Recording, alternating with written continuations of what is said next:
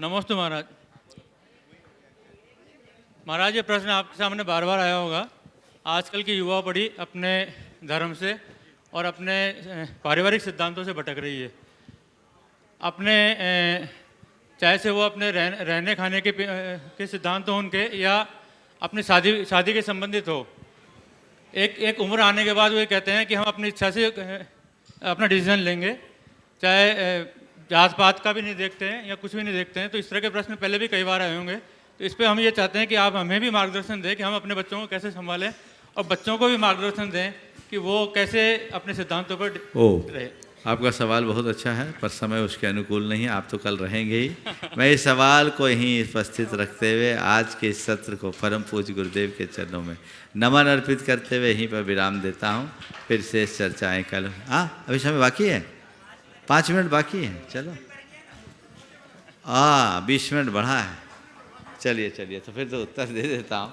हालांकि आज का सत्र एक्सक्लूसिवली आचार्य श्री पर है, पर मैं आपको आचार्य श्री से जोड़कर इस सवाल का उत्तर देता हूँ। आज परिवार के लोग अपने माँ बाप की नहीं मानते, पर आप देखो हमारा संघ पूरा युवा है, गुरुदेव की कैसे मानता है, क्यों मानता है। एक सूत्र देना चाहता हूँ गुरुदेव के व्यक्तित्व से जोड़कर।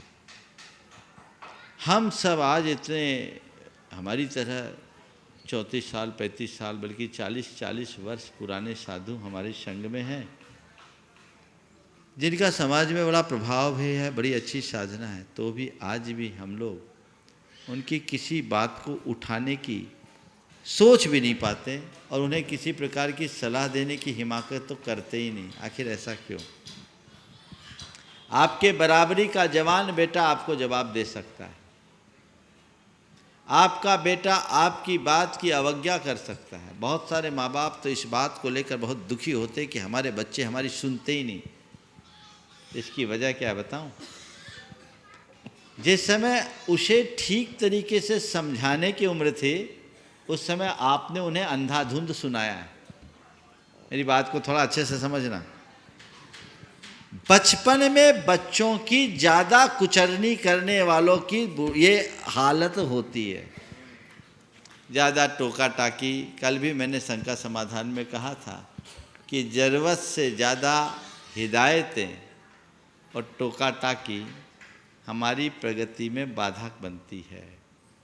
संतान की परवरिश इस तरीके से करे कि वह किसी बात को उठाने की सोचे भी नहीं। पहले और आज की सोच में अंतर आ गया है। आज का पूरा वातावरण भी वैसा हो गया है। मीडिया भी इसमें बहुत बड़ी भूमिका निभा रहा है। मैं आपके ही बीच की बात कर रहा हूँ। 3 जनरेशन मुझे दिख रही है। पीछे आपका बेटा ही है ना? हाँ, इधर पिताजी हैं, बेटा आप हैं। आपने अपने पिताजी की बात शायद ना उठाई हो, लिहाज बस ऐसे संस्कार हो, लेकिन आज मैं नहीं कह सकता दावे से कि आपका बेटा आपकी सब बातों में सहमति रखता हो। अगर रखता हो तो बहुत स्वागत योग्य, लेकिन असहमतियाँ हैं।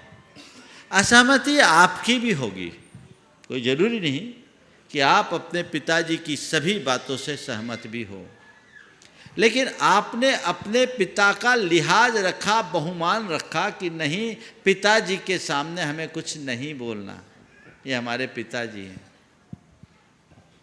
क्योंकि आपके संस्कारों में ये बातें थी, लेकिन आज की जनरेशन में ये बात नहीं है, क्योंकि आज ये बातें बच्चों को सिखाया ही नहीं जाता।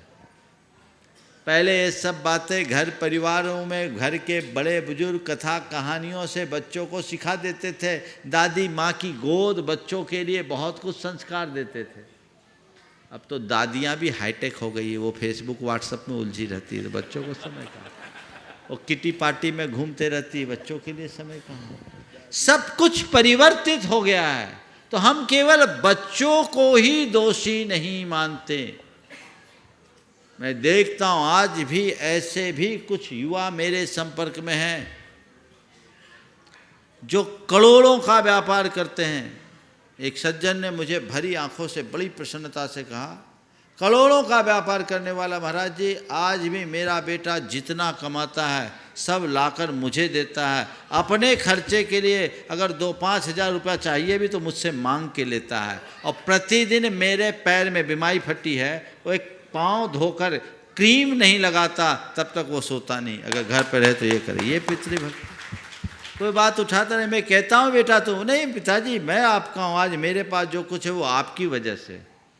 ऐसे भी हैं, हालांकि अपवाद स्वरूप ही होंगे।